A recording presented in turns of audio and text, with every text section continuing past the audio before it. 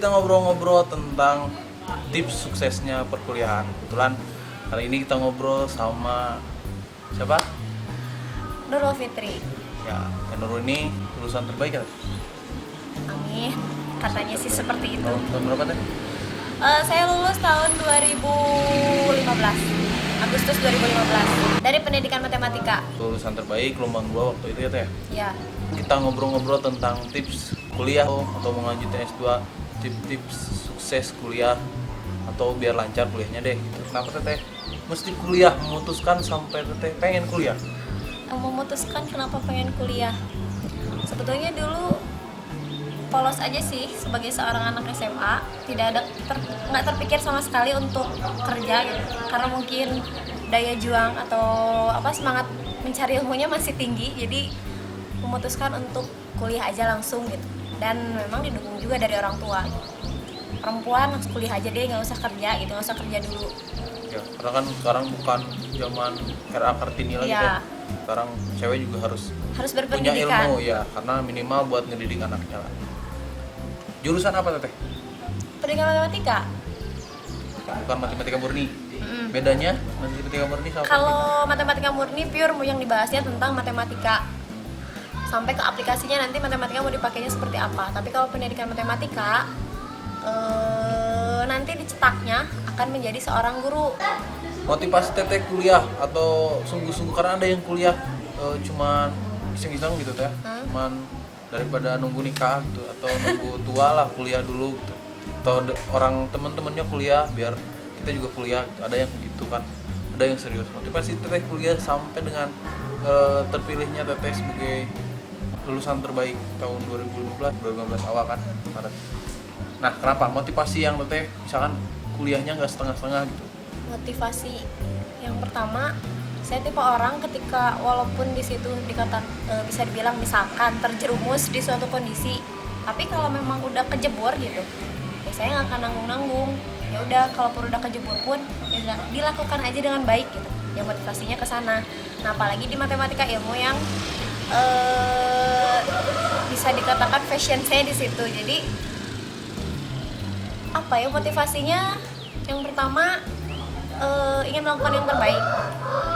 Yang kedua, saya penasaran dengan ilmu matematikanya sendiri.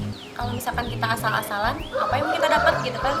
Apa yang kita dapat dari perkuliahan kalau misalkan asal-asalan? Terus saya tidak mau menyia-nyiakan waktu hanya untuk kuliah yang tidak akan mendapatkan hasil apapun. Itu dalam semua hal kan ya, berarti kita melakukan yang terbaik untuk itu. Beasiswa, teteh pernah dapat beasiswa? Nah, sering-sering nyari informasi karena beasiswa itu sebetulnya banyak gitu. Nggak dari pihak kampus aja, pihak luar pun banyak, pihak yang mau bekerja sama dengan kampus pun banyak gitu. Dikti juga banyak gitu. Asalkan kita mau usaha nyari info, terus mau bersusah-susah mengumpulkan persyaratan dan lain sebagainya, karena sebetulnya ternyata mengumpulkan persyaratan pun juga cukup memusingkan ya. Ya, belum. Karena kan kalau untuk beasiswa itu persyaratan harus lengkap sekali, jadi ibaratnya nggak ada pun diada-adakan gitu. Mungkin kayak gitu sih salah satu tipsnya. Ya, informasi paling penting. Terus kamu juga harus kalau bisa kenal sama orang yang misalkan kemahasiswaan kah atau siapakah, karena itu awal mulanya ada informasi atau awal mulanya yang membantu kamu menjembatani. Itu juga sampean dapat teh 3 semester dari Dikti buat mahasiswa berprestasi. Padahal pinter-pinter banget. Cuman intinya itu ada informasi, terus juga kita udah kredibilitas kita udah dipercaya buat dapet itu dari kampus. Terus mau juga, karena paling berat itu teh ngumpulin harus inilah bolak-balik ngumpulin ini foto, harus ngumpulin kayak gini lah. Pokoknya nggak ada yang mudah, semuanya butuh usaha, nggak ada yang instan. Ini kamu dapat beasiswa alasan untuk belajar kan ya? Jadi semuanya pasti ada jalan. Bagian waktu kuliah yang baik, apakah sisa waktu kuliah berapa hari misalkan? Untuk pembagian waktu kuliah, berarti kan manajemen waktu masuknya nanti. Ya pada dasarnya ikutin aja jadwal yang sudah ada. Jangan sampai aktivitas yang lain mengganggu jadwal perkuliahan, karena kan tugas kita yang pertama itu kan kuliah. Udah ada jadwalnya, ya ikutin aja gitu yang ada. Kalau untuk masalah yang lainnya sisanya, jadi jangan kebalik gitu. Jangan kuliah itu jadi sisa waktu. Ya, jadi Nah, gitu. Jangan- sisa jangan waktu dibalik. main kuliah gitu. Nah. Ada yang kayak gitu ya. Ada. Nah terus kalau sisanya dipakai apa? Bisa dipakai buat organisasi, main itu pasti ada. Karena kan 4 tahun nggak main, masa sih? Masa iya? Anak muda Ya. Main. pasti ada. Kita juga perlu meluangkan waktu untuk teman-teman kita, teman-teman di sekitar kita, mau itu teman, keluarga. Ya paling itu ke organisasi. Tahu waktu sih teh. Ya, tahu tahu waktu. waktu. Mana kita harus waktu belajar, waktu kuliah, waktu main gitu. Tapi nggak terlalu ya tahu waktu lah, tahu aturan terus di mana kita harus main. Belajar, main sewajarnya. Cuman ada yang keenakan kan sampai lupa kuliah gitu, saking enak main warnet atau yang lain. Ya betul itu. Apalagi Cara belajar efektif menurut Teteh apa? cara belajar efektif. Kalau ditanya cara belajar efektif, setiap orang punya caranya masing-masing. Tapi kalau untuk saya sendiri,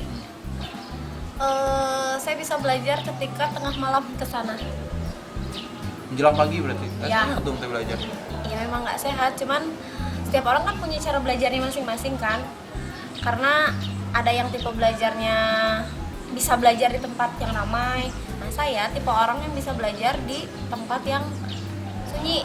Jadi Oh, iya. jangan ramai gitu, karena kan tiap orang itu punya cara belajar. Ada yang belajarnya audio, visual, kinestetik dan macam-macam gitu. Nah saya tipe orang yang bisa belajarnya itu di tempat yang sunyi. Makanya kalau misalnya tengah malam saya emang nggak sehat ya, tapi seringnya itu deh, bukan subuh, jam 3, sekitar jam menjelang 3 pagi lah, ya pagi menjelang dingin. pagi. Ya. Nah kayak gitu. Terus diusahakan sih tidak SKS ya. Oh, ya sistem kebut semalam tuh kebanyakan penyakit Diusahakan tidak SKS. kebanyakan penyakit mahasiswa kalau mau ujian baru Ya.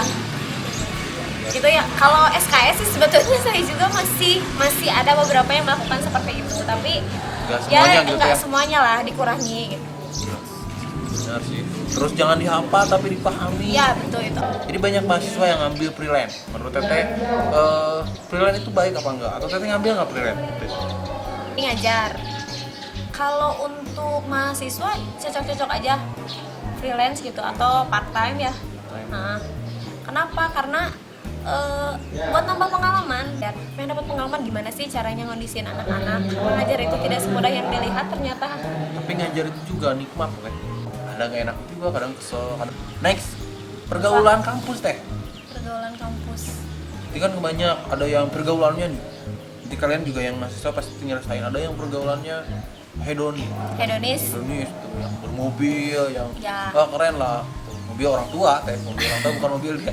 Nah, mobil ada yang gaya gitu, harus segalanya harus eye catching tiap hari, harus memang nggak disalahkan sih, Teh. Cuman Teteh nih, imbasnya ke kuliah baik atau enggak, terus disarankan atau enggak untuk seperti itu? Pergaulan. Kalau mengatakan pergaulan sih tiap kampus biasanya punya gaya gaul yang beda-beda ya. Terus jangankan tiap kampus, tiap kota pun punya gaya gaul yang beda-beda. Cuman sekarang pada umumnya kalau jangankan tingkat mahasiswa gitu, siswa aja sekarang udah pada banyak yang bawa mobil dengan gayanya yang mobilnya ya yang lumayan. Nah, untuk di tingkat mahasiswa sendiri kuliah dengan gayanya yang tinggi gitu, saya cenderung kurang setuju ya, walaupun itu kembali ke masing-masing, itu kan hak setiap orang. Ya mangga aja gitu, terserah ke kampus mau bawa apa gitu, mau bawa mobil, mau bawa bus, mangga aja gitu.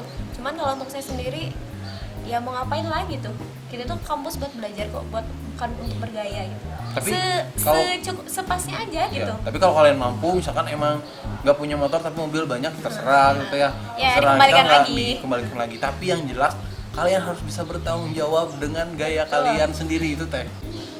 Modalnya gede, tapi hasil yang kalian dapat itu nggak segede modal kalian. Istilahnya harus seimbang lah. Ya kalau bisa sih nggak usah terlalu bergaya lah. Karena apa? Kita itu buat belajar kok gitu. Iya. Kuliah buat belajar gitu. Kalau misalkan gayanya yang ditinggiin, belajarnya yang kurang, tujuannya balik lagi ke tujuan kuliah mau apa gitu.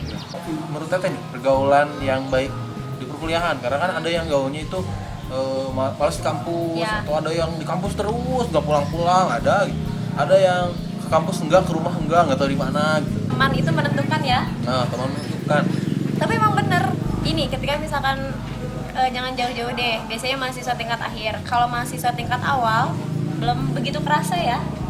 apa pengaruhnya, Iya. pengaruh buruk dari teman mau baik atau buruk gitu belum begitu terasa. Tapi kalau udah tingkat akhir lagi masa-masanya nyusun skripsi itu, teman itu sangat menentukan. Iya. Kenapa? Karena ketika kita bergaul dengan orang yang malas, kita pun akan ikutan malas. Ujung-ujungnya nggak selesai skripsi satu geng tuh, nggak akan selesai semuanya. Jadi nyari temen yang belum selesai Iya, teh. betul Jadi itu. nyari Jadi temen- nyari pembenaran diri. Nyari pembenaran, oh dia juga belum selesai, nyari belum selesai. Iya, betul. Nyarinya yang dia tercepat, kenapa kamu nggak tercepat? Bukan dia belum selesai, kamu ikut-ikutan selesai. Ya betul itu.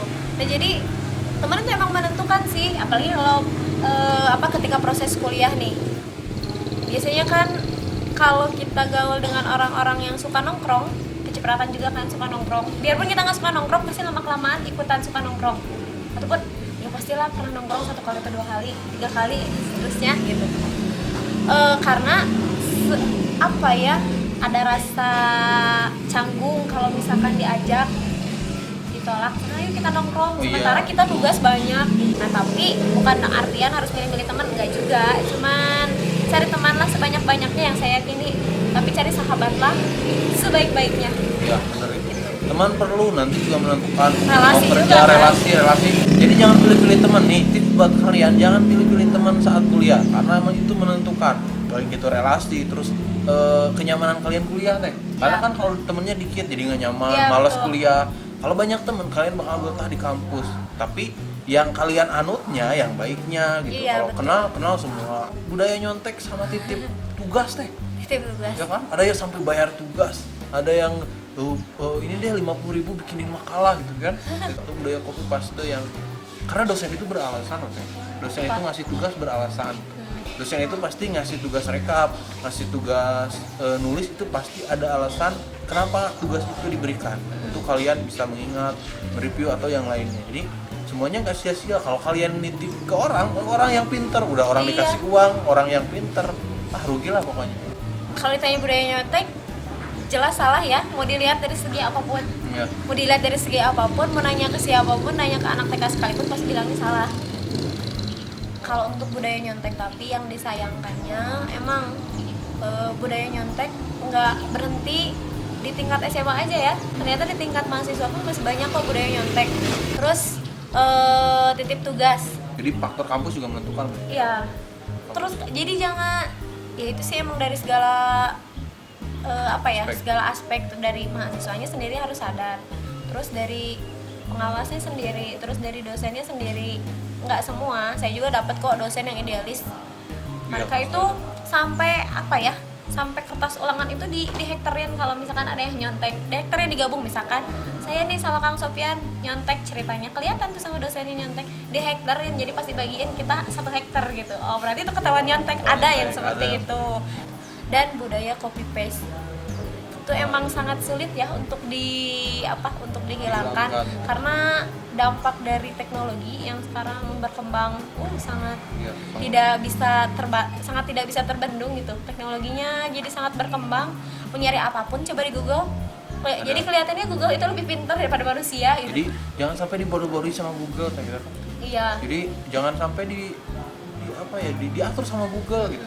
Jadi justru kita harus memanfaatkan Google itu. Justru kita harus lebih pintar, lebih paham dari situ boleh.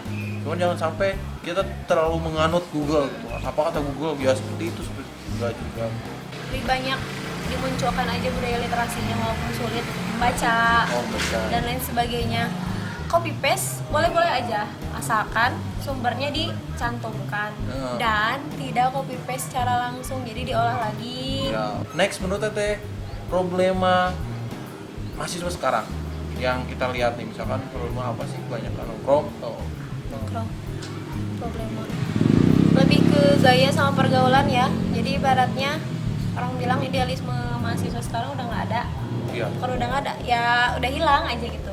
Beda sama mahasiswa yang dulu, yaitu dampak dari pergaulan dan sistem juga mungkin ya berpengaruh, sistem yang ada di kita yang sekarang, sistem yang terkesan menakut-nakuti mahasiswa No, iya. gitu kan, sistem yang terkesan menakut-nakuti mahasiswa, jadi mahasiswanya takut dan Bukan berpikir. Ya, Teh? Iya. Bukan berpikir, bukan sadar diri, tapi malah jadi itu terpaksa gitu kan. Mm-mm. Terkekang. penyerapan budayanya itu cepat banget gitu. Malah yang terlihat sekarang mahasiswa itu lebih cepat menyerap budaya asing daripada menyerap mata kuliah. Itu juga sebenarnya menurut Sopen ngeganggu sih teh. Iya. Terus kenapa sih yang di Indonesia yang kita kebanyakan orang ambilnya itu cuman gayanya, cuman dugemnya, cuman pakaiannya gitu ya teh. Cowok pakai daster gitu kan sekarang. Nah, kenapa nggak sistem pendidikannya atau mental kuat? Udah waktunya mereka lah, ya dewasa. mengembangkan dirinya sendiri ke hal yang positif. Ada lagi nggak yang mungkin teteh sayangkan dari mahasiswa sekarang kebanyakan? Sikap pragmatismenya, orientasinya udah beda, mungkin berorientasi ke materi, mau itu dalam bentuk uang, kedudukan atau yang lainnya. Terus yang kedua, keimanannya dia dipertebal. Benar, tuh pondasi Itu lagi deh, karena itu pondasi dari segala hal yang akan kita lakukan gitu. Terus sekuler. Nah, jadi walaupun memisahkan gitu antara kehidupan agama dan kehidupan duniawi. Sementara kita mau melakukan apapun itu tidak bisa gitu dipisahkan dari kehidupan agama, karena agama itu kan penuh dengan norma-norma ya. Penuh dengan norma-norma, mau agama apapun itu, mau Islam, Kristen, Hindu, Buddha gitu. Sebuah agama itu kan dia punya aturan, penuh dengan norma-norma, dan itu aturan-aturan yang baik gitu.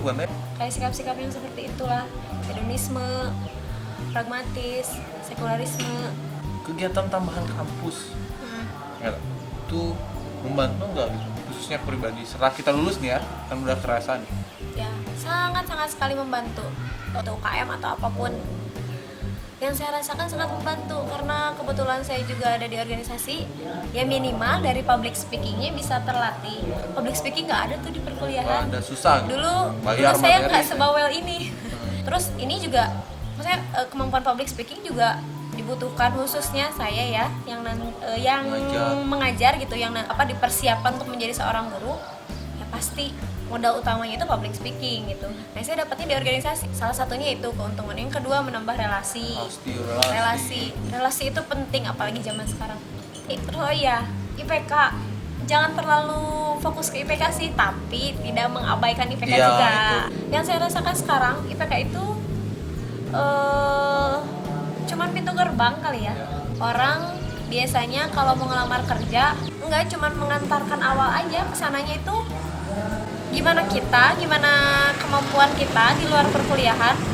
Ijazah yang dilihat IPK awalnya aja, kesananya wawancara nggak dilihat lagi tuh IPK gitu. Nah, karena kalau dalam penelitian teh juga katanya IPK itu di peringkat 17 untuk kesuksesan. Jadi yang pertama itu banyak cara kita berkomunikasi, ilmu komunikasi, terus kejujuran dan lain-lain, kerjasama. IPK itu ke-17, tapi itu juga penting kan, minimal 3 lah. Nah, karena banyak perusahaan bank atau itu minimal menerima tidak lebih dari 3, tidak kurang dari 3 gitu. Jadi 3 lah patokannya, minimal 3. Next, nah ini kalau misalkan Teteh dikasih kesempatan untuk mengulang sesuatu atau dikasih kesempatan untuk sesuatu untuk dirubah, apa hal yang mau Teteh rubah atau apa hal yang mau Teteh rubah atau mau Teteh ulangi untuk diperbaiki? Apa itu Teh? Kalau dikasih kesempatan untuk kembali ke masa lalu gitu, mengulang sesuatu, saya ingin lebih aktif lagi di organisasi. Karena sekarang ngerasa organisasi, saya di organisasi tapi merasa belum cukup gitu. Ternyata ketika keluar, orang mah seperti ini. Kita merasa kecil. Orang itu ahli di bidangnya tapi bisa juga ke bidang yang lain. Karena di situ loh, jadi terbuka pola pikir kita. Nah, jadi agak merasa belum puas aja gitu. Masih merasa pengalamannya itu masih belum cukup gitu. Masih pengen merasakan jadi seorang mahasiswa yang aktif. Ya intinya sih masih belum puas aja gitu. Oke, itu dia, terima kasih kuliah gitu. Tapi yang baiknya atau yang bagusnya sekali untuk diambil. Bagi yang enggaknya, kita mohon maaf ya Teh, kita ini pengalaman kita pribadi. Mudah-mudahan ada yang bisa diambil dan bisa di-sharingkan untuk rekan-rekan semua. Terima kasih. Assalamualaikum warahmatullahi wabarakatuh. Dadah.